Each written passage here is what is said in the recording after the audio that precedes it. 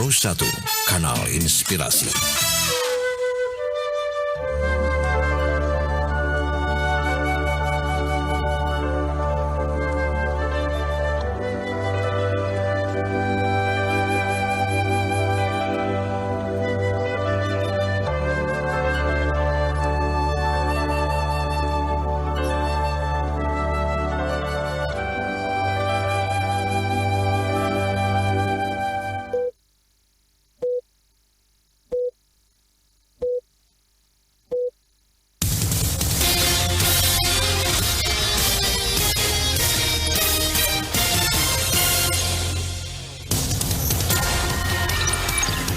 Pukul 6 waktu Indonesia Tengah. RRI ND menyiarkan Warta Berita.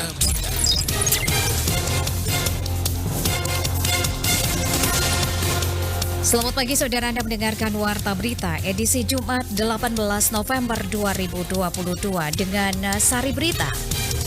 Meminimalisir konflik yang sering terjadi pada saat penyelenggaraan pemilu, Bawaslu Kabupaten ND libatkan stakeholder dalam pengawasan tahapan pemilu 2024. Hingga Rabu 16 November 2022, kontingen ND berhasil mengumpulkan 29 medali dari 15 cabang olahraga pada Pekan Olahraga Provinsi Nusa Tenggara Timur, Porprov NTT ke-8. Bersama saya Leli Kara, kita ikuti segera berita selengkapnya.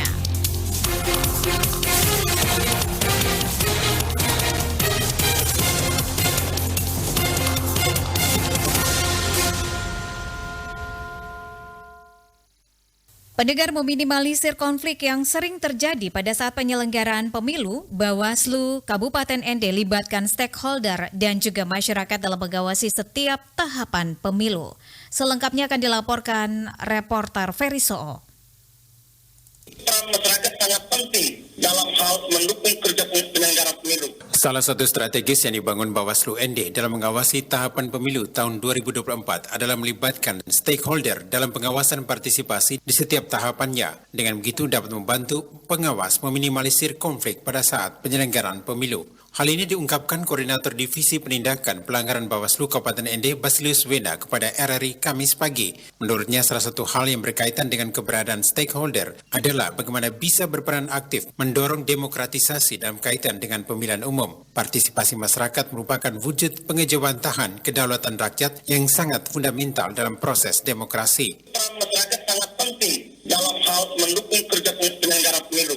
Untuk itu harapan kami sebagai penyelenggara pemilu, sebagai pengawas, kami minta kepada masyarakat Kabupaten ND pada umumnya untuk berani menyampaikan ketika adanya dugaan pelanggaran yang terjadi di lingkungan tempat tinggal masyarakat Kabupaten ND itu sendiri.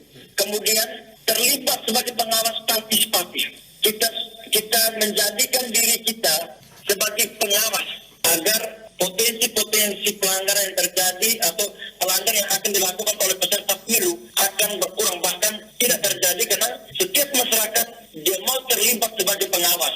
Sementara Alphonse Fa, dosen Fakultas Hukum Universitas Flores, menyampaikan 4 indeks kerawanan pemilu yang harus menjadi perhatian khusus Bawaslu karena dapat menimbulkan konflik sepanjang tahapan pemilu mendatang. 4 aspek tersebut yakni aspek sosial politik terkait relasi kekuasaan dan netralitas ASN, aspek kontestasi atau perebutan dukungan rakyat terkait politik transaksional atau money politik, aspek penyelenggaraan yang bebas dan adil, artinya penyelenggara bebas dari orang politik dan peserta diperlakukan secara adil tanpa memihak, dan aspek partisipasi masyarakat dalam menggunakan hak pilihnya. Stakeholder itu menjadi fakultas untuk membantu Bawaslu dalam kaitan dengan pengawas ini. Jadi masyarakat semua ini harus bertanggung jawab bersama, baik penyelenggaraan maupun pengawasannya. Kita tidak boleh membiarkan Bawaslu ini mengawas sendirian. Para elemen-elemen sosial masyarakat ini ikut berperan dan berambil alih untuk melakukan pengawasan. Setiap pribadi kita secara bersama untuk melakukan pengawasan. Sehingga sumber daya yang dimiliki oleh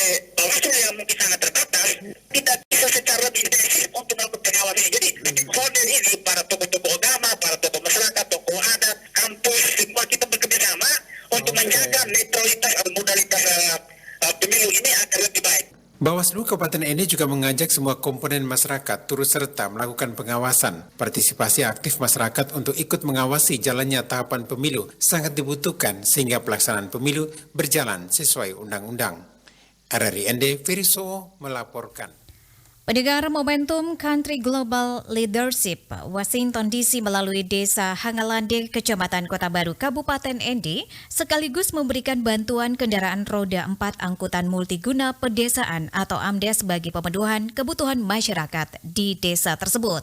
Selengkapnya, Veranda Garus melaporkan. Kunjungan tim USAID Washington DC juga sebagai bentuk tindak lanjut program peningkatan kesehatan bagi masyarakat khususnya ibu hamil dan bayi di Desa Hangalande. Permasalahan itu juga merupakan salah satu kendala utama yang dialami masyarakat selain penyediaan infrastruktur jalan. Camat Kota Baru Agustinus M. Sanggu Esa kepada RRI dalam tes Ende Pagi mengungkapkan, meskipun baru 1 kendaraan yang disumbangkan, dirinya optimis akan diperuntukkan bagi seluruh ibu hamil maupun masyarakat di desa di Kecamatan Kota Baru, sehingga pemanfaatan bantuan lebih optimal. Memperkuat posyandu, memperkuat pendataan di desa. Makanya tahun ini ketika saya ada jabat apa desa itu kami canangkan jadi desa siaga semua. Program perencanaan di desa di APBD sehingga semua masyarakat wajib terlibat.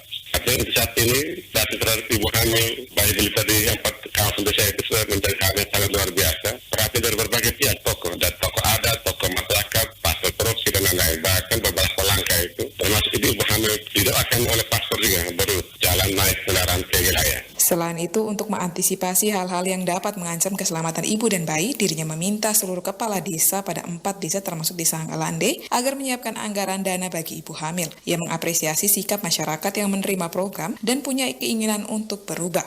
Saat ini setiap desa wajib memiliki data siaga untuk para ibu hamil, bahkan data itu secara transparan diumumkan kepada masyarakat, mulai dari nama ibu hamil, usia kandungan, perkiraan melahirkan, lengkap dengan nama suaminya, agar segala persiapan berjalan dengan baik ketika ibu hamil akan melahirkan. Sekarang ini masalah anak ibu, itu masalah semua, bukan masalah kepala keluarga atau yang bersangkutan. Ya, ketika satu janin semua tumbuh dalam perut ibu sudah menjadi perhatian semua. Jadi karena itu menyangkut masa depan generasi, masa depan masyarakat kampung kita. Makanya puji Tuhan dengan harapan gebrakan rencana ini pemerintah desa, masyarakat, tokoh-tokoh semua mendukung. Makanya beberapa kali teman-teman dari USAID perwakilannya datang lihat pantau. Ternyata di gunung yang sulit juga masyarakat kalau diberi pendekatan yang baik juga bisa berubah dia paling kurang pola pikirnya. Dirinya bersama masyarakat bersepakat pada tahun 2023 mendatang semua desa di Kecamatan Kota Baru akan dijadikan desa siaga dalam penanganan ibu hamil dan bayi. RRI Ende Veranda Garus melaporkan. Kita beralih ke berita selanjutnya. Fraksi Partai Demokrat DPRD Ende meminta Pemkab Ende untuk bersikap tegas atas kasus pengambilan paksa sapi milik masyarakat yang terjadi sejak tahun 2020 silam. Fraksi Demokrat DPRD Ende menilai Pemkab Ende seolah-olah mencuci tangan dan melakukan pembiaran tanpa ada sikap tegas terhadap persoalan yang dialami oleh masyarakat yang berprofesi sebagai penjual daging sapi. Penegasan tersebut disampaikan Ketua Fraksi Demokrat DPRD Ende, Mahmud Jengga Bento, usai sidang paripurna yang digelar pada hari Rabu 16 November 2022. Menurut Mahmud Bento, kasus pengambilan paksa sapi milik masyarakat yang dititipkan di rumah potong hewan sebanyak 14 ekor dilakukan oknum aparat keamanan bersama oknum pegawai Pemkab Ende. Padahal kasus tersebut terjadi sejak tahun 2020 lalu. Dan DPRD Ende melalui fraksi Demokrat yang tetap menyuarakan dan terus mempertanyakan sikap dari Pemkab Ende terkesan membiarkan kasus ini berlarut-larut tanpa ada kepastian dan juga penyelesaiannya. Mereka katakan sapi itu tidak layak dipotong, maka sapi ini tidak dipotong. Nah, dalam persoalan ini kira-kira para pemilik sapi itu kesalahan mereka apa? Sehingga di pertemuan berikutnya mereka dipaksakan untuk tanda tangan pernyataan bahwa para pedagang daging sapi ini melakukan pelanggaran undang-undang. Nah, ini kan adalah bentuk intimidasi aparat terhadap para pedagang daging sapi. Ini yang kita persoalkan, itu yang kita pertanyakan, ada apa? Sehingga di hari berikutnya, maka sapi mereka ini diambil tanpa sepengetahuan pemiliknya. Hari ini jelas, para pedagang daging sapi dirugikan dengan persoalan sapi 14 ekor. Harapan kita tetap pemerintah bersikap dan harus kembali kepada masyarakat. Pemkab ND dinilai mendiamkan kasus tersebut tanpa ada sikap dan pernyataan yang tegas ke publik. Dirinya meminta sebelum akhir tahun 2022 ini persoalan ini sudah harus diselesaikan sehingga tidak merugikan pemilik sapi. Anda sedang mendengarkan Warta Berita Produksi RRI ND. Dinas Perindustrian dan Perdagangan Kabupaten Ngada memastikan ketersediaan bahan pangan pokok sangat mencukupi untuk kebutuhan masyarakat di Ngada hingga akhir tahun 2022 mendatang. Selengkapnya, Suimam melaporkan. Kepala Dinas Perindustrian dan Perdagangan Disperindak Kabupaten Ngada, Insinyur Laurentius Ngisogoja, kepada RRI Rabu 16 November 2022 mengatakan hasil peninjauan di beberapa pasar tradisional yang ada di Ngada untuk ketersediaan bahan pangan pokok menuju Hari Raya Natal dan Tahun Baru aman dan mencukupi. Dijelaskan, untuk harga bahan pangan pokok di pasaran hingga saat ini masih terbilang normal, tidak ada gejolak harga dari masing-masing komoditas. Untuk harga pangan pokok ini sebenarnya tidak ada gejolak atau peningkatan yang luar biasa. Hanya kemarin memang ada kenaikan sedikit seiring juga dengan kenaikan harga BBM itu, tetapi untuk saat ini kondisinya lagi normal. Menurutnya, harga bahan pangan pokok bersifat fluktuatif. Selain itu juga yang mempengaruhi naik turunnya harga diakibatkan dari kelangkaan persediaan pangan, maka hal ini akan berpengaruh besar bagi para pelaku pasar. Untuk menanggulangi hal tersebut, pihaknya terus berupaya untuk melakukan rehabilitas harga pasar agar kenaikan harga tidak terlalu melonjak ketika menghadapi Hari Raya Natal dan Tahun Baru, salah satunya dengan melakukan monitoring harga di pasaran. Memang pada umumnya menjelang akhir tahun ini kan rata-rata kenaikan itu bisa terjadi pada minyak goreng, terigu, beras, sekitar itu yang kenaikan itu. Tetapi kenaikan ini sebenarnya tidak terlalu menyolok. Kita juga terus melakukan pemantauan sehingga mungkin kalaupun ada toko-toko atau kios-kios yang memang terlampaui mahal, kita lakukan semacam pengendalian seperti itu. Ditambahkan, terkait ketersediaan bahan pangan pokok di Kabupaten Ngada, masyarakat tidak perlu cemas karena semua kebutuhan yang ada sangat mencukupi. Penyeragaman monokultur pangan akan menjadi salah satu penyebab terjadinya krisis pangan di Indonesia. Oleh karena itu, edukasi dan perubahan pola pikir tentang pangan harus mulai disosialisasikan secara gencar kepada generasi muda saat ini. Rosa Dalima melaporkan. Yang pertama, sumber pangan itu tidak hanya berasal dari sawah. Pangan tidak hanya nasi, beras, atau padi. Dalam dialog pagi bersama RRI terkait seruan Presiden Jokowi soal ancaman krisis pangan yang dialami dunia bahkan Indonesia, Ketua Pengurus Yayasan Tananua Flores Hieronymus Pala mengatakan, kondisi krisis pangan yang digambarkan oleh pemerintah adalah naiknya harga sembako. Salah satunya beras akibat krisis yang melanda dunia.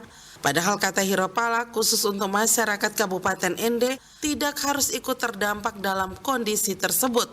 Mengingat masyarakat telah memiliki ratusan jenis pangan lokal yang diwariskan leluhur. Menurutnya penyeragaman kultur pangan yang dilakukan pemerintah sebelumnya telah membangun pola pikir yang keliru di tengah masyarakat yang menganggap jika pangan adalah beras. Oleh karena itu sudah waktunya pemerintah bersama semua pihak terkait yang konsen dalam perlindungan dan pelestarian pangan mulai membangun edukasi soal keragaman pangan yang dimiliki masyarakat. Saya kira ada begitu banyak proyek pemerintah yang kemudian membuat komoditi pangan itu monokultur. Himbauan-himbauan termasuk Presiden Jokowi juga mulai mendorong petani untuk tanam sorghum, tapi monokultur sorghum. Saya kira kita akan kembali kepada persoalan seperti monokultur padi. Berilah ruang untuk petani untuk memilih apa yang dia perlu kembangkan. Aneka ragam pangan ini yang paling penting, diversifikasi tanaman pangan ini yang paling penting. Karakteristik wilayah, kalau di mana wilayahnya sagu, beri sagu, dia kembangkan sagu, jangan rusakkan sagu, di mana daerah yang talas, berilah ruang itu. Kalau itu diberi ruang, tidak ada kenal krisis di tingkat masyarakat. Sekarang krisis justru diciptakan oleh pemerintah, bukan diciptakan oleh masyarakat. Lebih lanjut, Hiropala kemukakan, pemerintah melalui sejumlah proyeknya disarankan mengembangkan pangan disesuaikan dengan budaya konsumsi masyarakat berdasarkan dengan kondisi geografis. Dia mencontohkan jika pangan utama beras bagi masyarakat Jawa, maka tidak demikian dengan Papua yang pangan utamanya adalah papeda, masyarakat timur dengan jagung, dan ND dengan umbi-umbian. RRI Ende Rosada 5 melaporkan. Pendengar RRI, Pekan Olahraga Provinsi Nusa Tenggara Timur ke-8 yang sedang bergulir di Kupang hingga Rabu 16 November 2022, kontingen ND berhasil mengumpulkan 29 medali dari 15 cabang olahraga yang diikuti oleh para atlet dari Kabupaten ND. Informasi selengkapnya seperti apa akan disampaikan rekan kami Rovinus Vula. Adapun perolehan medali yang diraih para atlet antara lain 8 medali emas, 5 medali perak, dan 16 medali perunggu. Demikian disampaikan Sekretaris KONI Kabupaten Ende Yovan Pasa ketika dihubungi RRI via telepon pada Rabu 16 November 2022 pukul 20.30 WITA.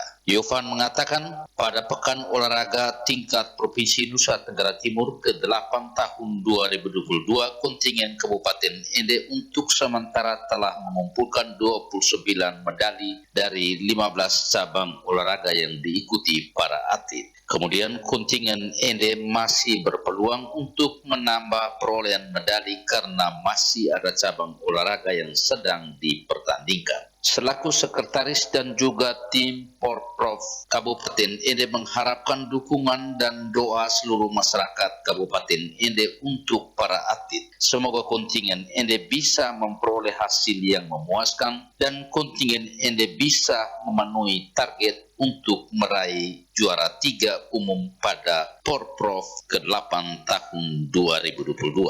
Mas 5 16 perunggu.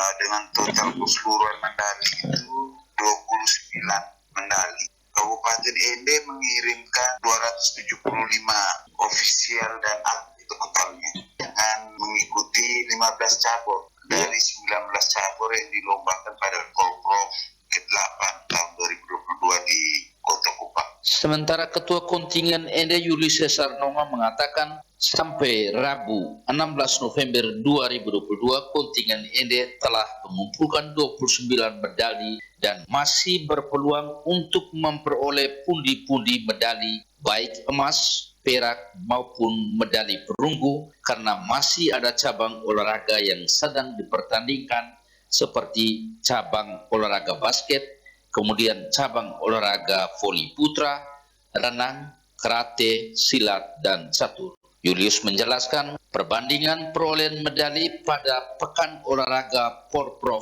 NTT ke-7 tahun 2018 dibanding Porprov tahun 2022 ada kenaikan karena di Porprov 2018 kontingen Ende mendapat 3 medali emas, sementara di Porprov 2022 untuk sementara kontingen Ende memperoleh 8 emas, 5 perak, dan 16 perunggu. Tetapi kita doakan agar target itu bisa tercapai walaupun agak sedikit sulit karena kondisi pertandingan, kondisi faktor-faktor X yang terjadi pertandingan. Sehingga ada beberapa olahraga yang potensial dari Porprov sebelumnya kita mendapatkan emas, tetapi kemudian tidak bisa diraih karena ada beberapa faktor yang mempengaruhi. Julius menambahkan, sesuai target manajemen kontingen Ende untuk Porprov ke-8 tahun 2022 menargetkan 20 medali emas. Walaupun sedikit sulit karena kondisi faktor X yang terjadi pada saat pertandingan sehingga ada beberapa cabang olahraga potensial dari Porprov sebelumnya bisa mendapatkan medali emas tetapi tidak bisa diraih karena ada beberapa faktor yang mempengaruhi. Selaku Ketua Kontingen mengharapkan doa dan dukungan seluruh masyarakat Kabupaten Ende. Sementara bagi masyarakat Kabupaten Ende yang sedang berada di Kupang, Julius mengajak untuk bisa mengikuti langsung di lapangan pertandingan.